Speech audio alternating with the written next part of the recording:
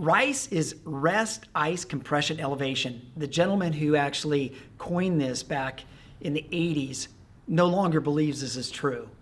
Rest, we're finding, is one of the worst things that you can do when post-surgery, post-injury, post-workout. You want to move because the movement is what allows the body to heal better. Ice now we're finding, and he even puts in his most recent article as of last year, that ice, 5 minutes maximum, is all you should be doing, because over that, you're actually can create tissue damage. You're blocking what's called IGF-1. This is something that's really important in the inflammatory response to allow the body to heal and the cells to regenerate.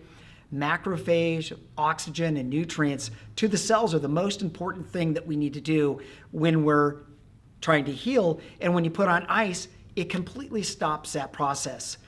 It does numb the area, and that's why ice is being used, because if it numbs the area, you don't feel the pain. However, would you go and jump in a iceberg type water and stay there for more than 5 minutes? Could you?